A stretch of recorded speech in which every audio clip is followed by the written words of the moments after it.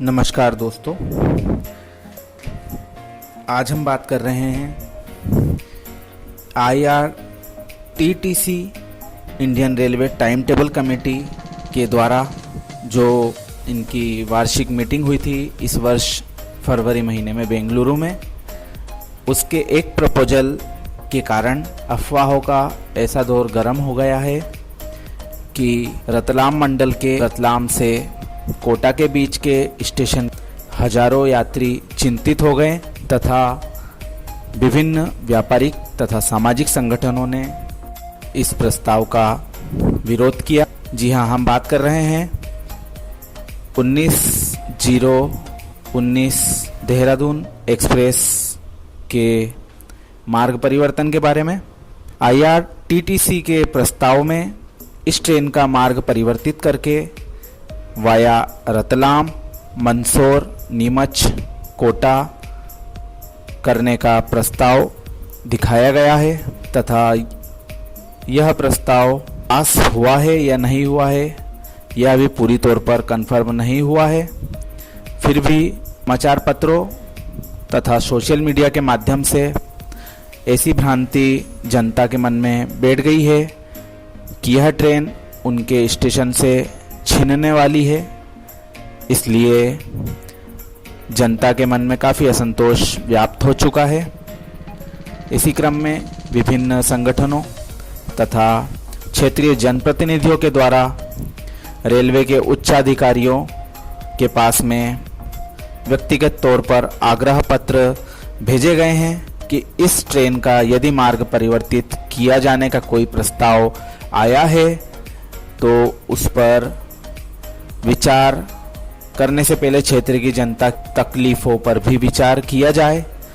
क्योंकि यह ट्रेन रतलाम से लगा के कोटा के बीच ज़्यादातर स्टेशनों के बीच एकमात्र ट्रेन है जो कि हरिद्वार तथा मुंबई से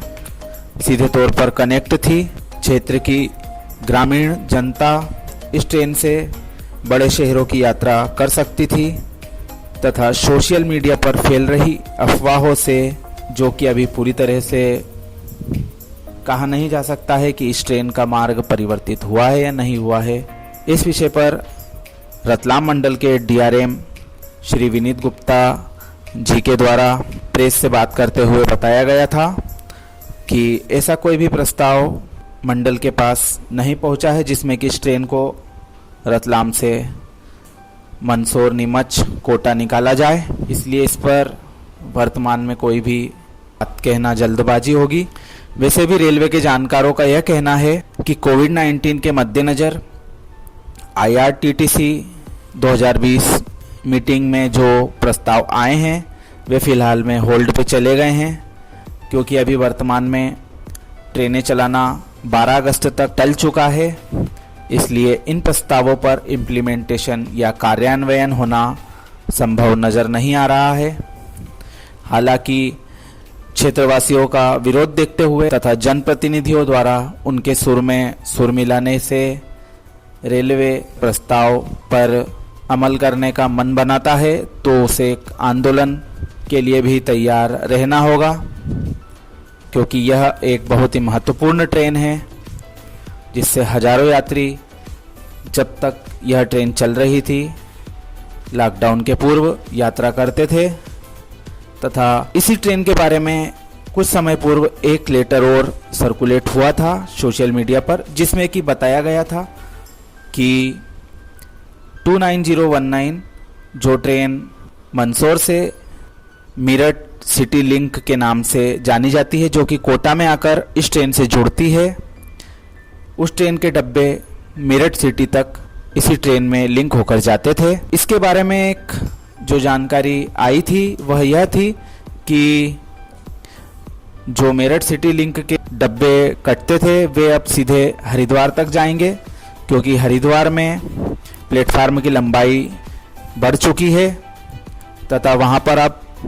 24 कोचेस की ट्रेनें आराम से जा सकती हैं।